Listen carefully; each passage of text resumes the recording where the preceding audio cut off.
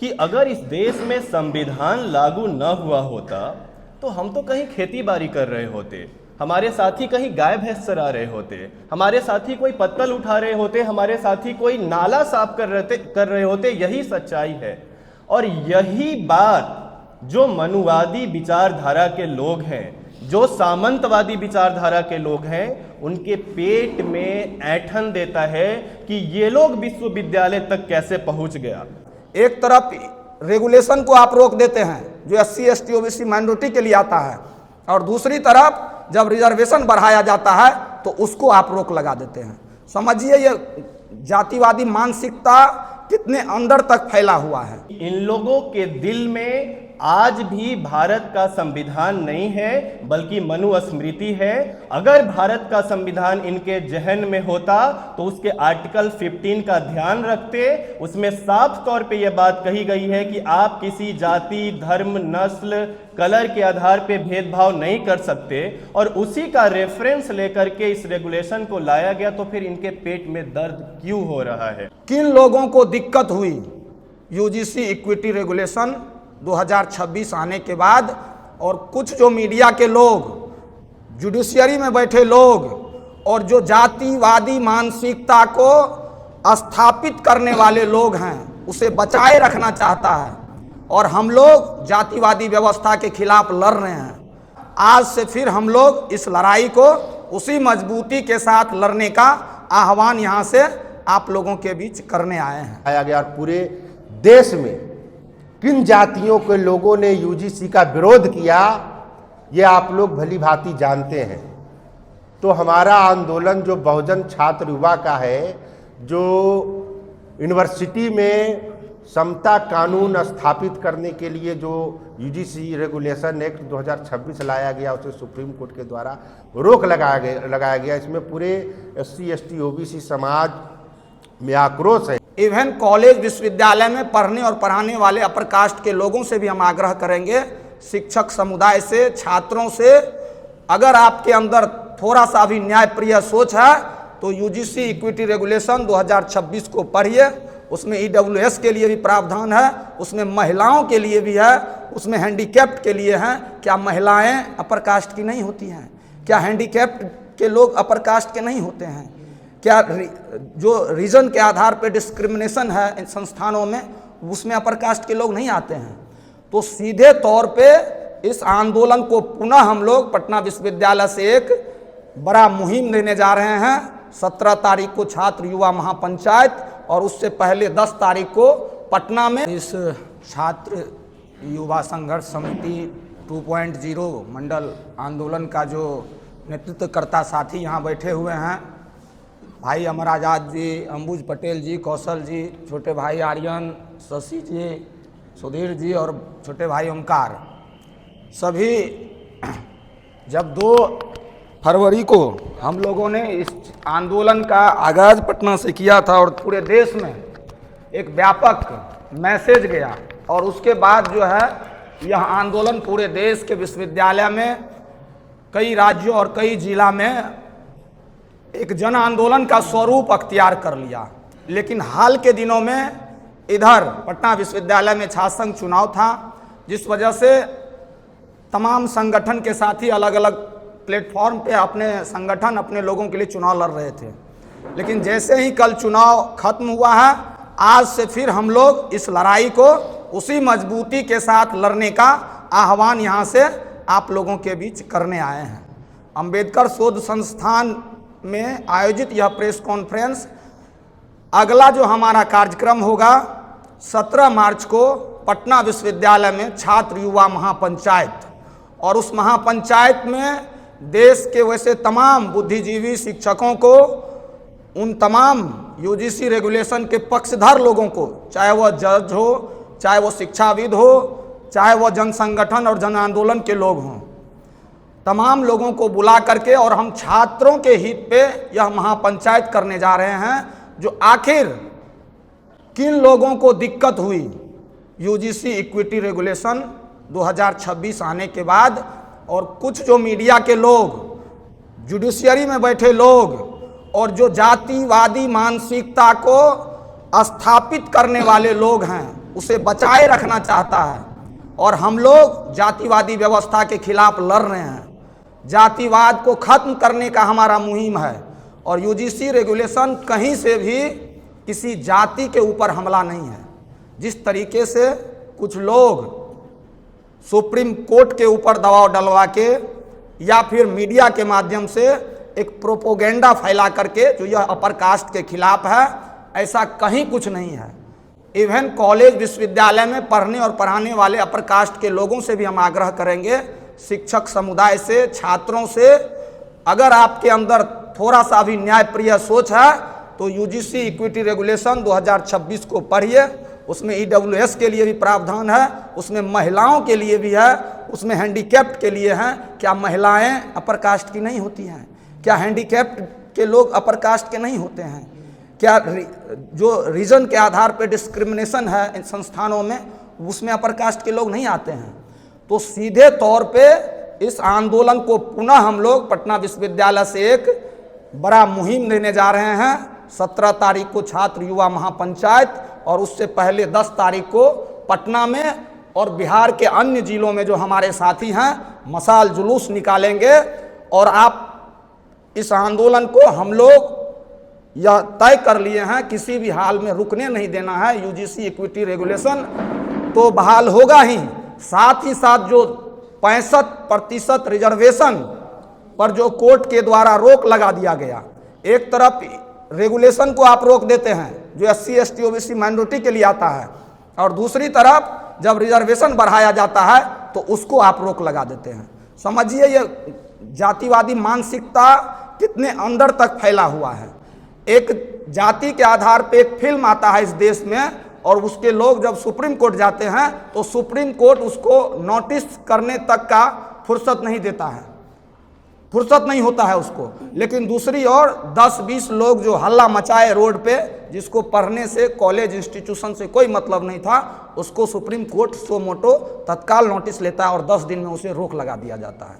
तो साथियों, आप लोगों के माध्यम से पूरे बिहार के छात्रों से हम आग्रह करेंगे, न्याय पसंद छात्र जो सामाजिक न्याय, समता और पारदर्शिता चाहते हैं हायर इंस्टीट्यूशन में, चाहे वह किसी राज्य का इंस्टीट्यूशन हो, चाहे वह हमारे बिहार का इंस्टीट्यूशन हो, सबके साथ न्याय हो, सबके साथ बराबरी का, सम्मान का भाव हो, इसी मकसद से हम लोग इस आंदोलन को आगे बढ़ाए हैं।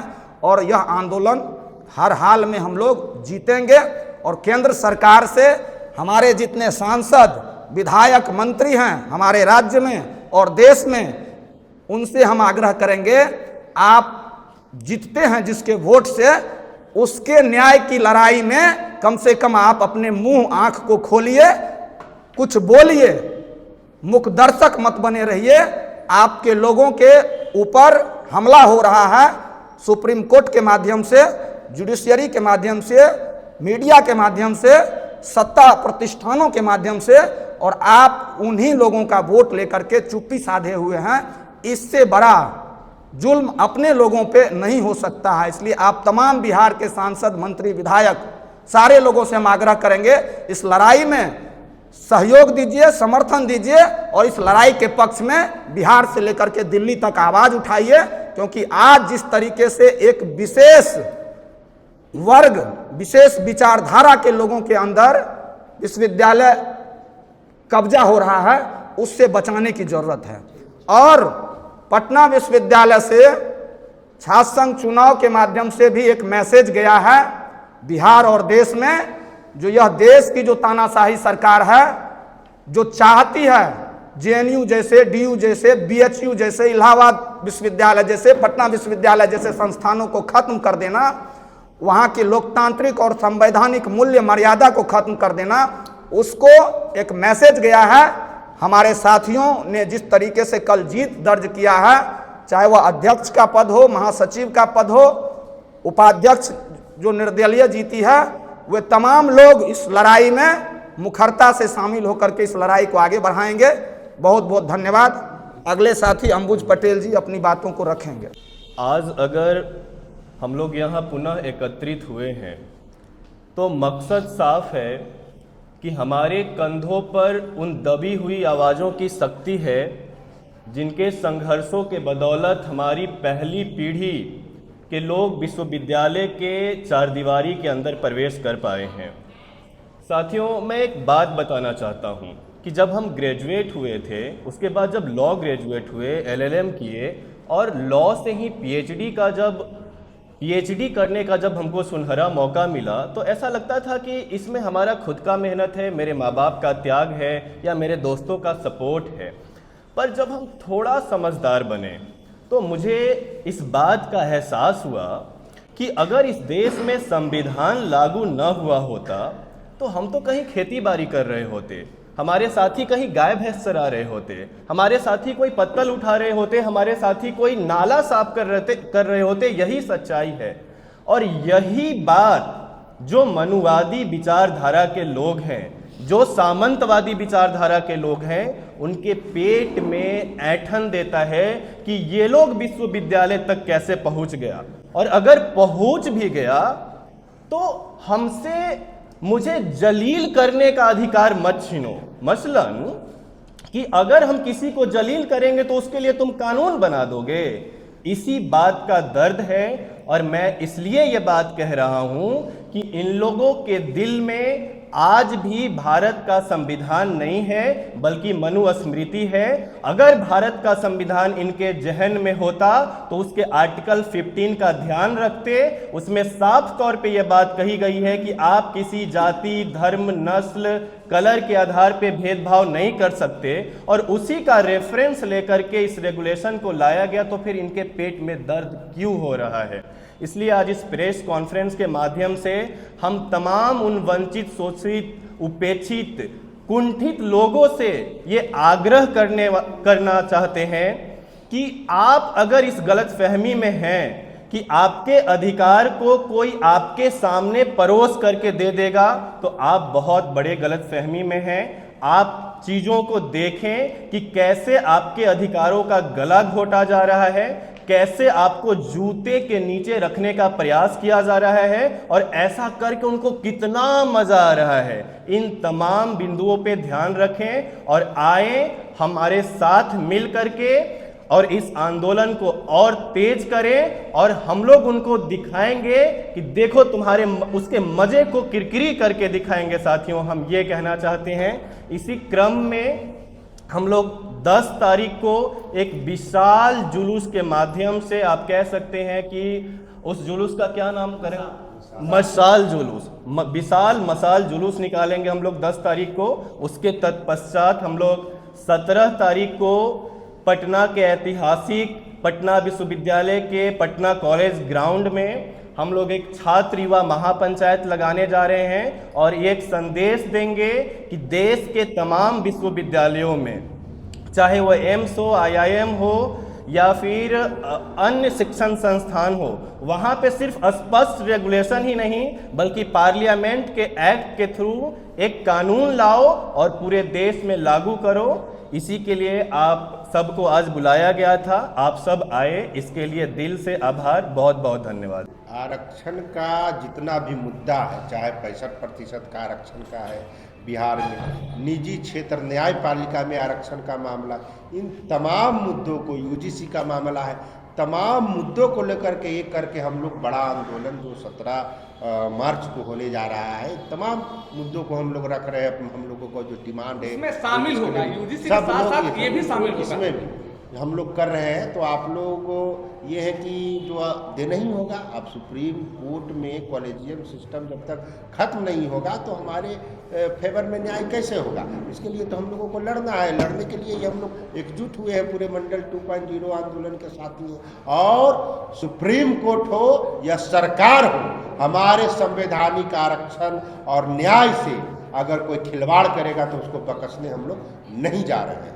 बाबा साहब अम्बेडकर, कर्पूरी ठाकुर और सरदार पटेल और जितने भी बीपी मंडल जी हैं, तमाम हमारे महापुरुष हैं, उन महापुरुषों के विचार से लोग आंदोलन को आगे बढ़ाएंगे और जीतेंगे। इस बार जीत के लिए हम लोग पूरा कोहराम मचा देंगे। इसलिए 19 तारीख को जो डिसीजन है, जो supreme court UGC regulation act बहाल करे, ये हम लोग का मांग है। अगर आपके पक्ष में फैसला नहीं आता है तो फिर क्या करिएगा? आंदोलन हम बहुत लोग बड़ा लड़े है, हैं। उसके बाद तो हम लोग चढ़ेंगे, हम उसके लोग बाद लगातार लड़े हैं और इस लड़ाई को लड़ेंगे। सुप्रीम हाई कोर्ट पे ताला मारेंगे, कॉलेजियम सिस्टम को एक लागू छोटा सा करेंगे। एकदम आर पार एकदम आर पार की लड़ाई है। और सुप्रीम कोर्ट में जो न्याय करने वाले जो जज बैठे हुए हैं, और अभी आपने जो पूछा, तो न्याय की कुर्सी पे जो बैठे लोग हैं वह अन्याय प्रिय सोच के लोग हैं। अरे हम लोग और अन्याय प्रिय सोच के लोगों से बहुजन समाज हो, SC ST OBC माइनॉरिटी के जो लोग हो, उसको न्याय न मिला है, नहीं मिलेगा। इसलिए हर हाल में इस देश से कॉलेजियम व्यवस्था खत्म होना चाहिए। और जब तक SC ST OBC माइनॉरिटी के लोग न्याय करने वाले चेयर पे नहीं बैठेंगे, उस समाज के साथ न्याय नहीं हुआ है और न्याय नहीं होगा। इसलिए न्याय की लड़ाई है हमारी, और ये लड़ाई जब तक जीतेंगे नहीं तब तक छोड़ेंगे।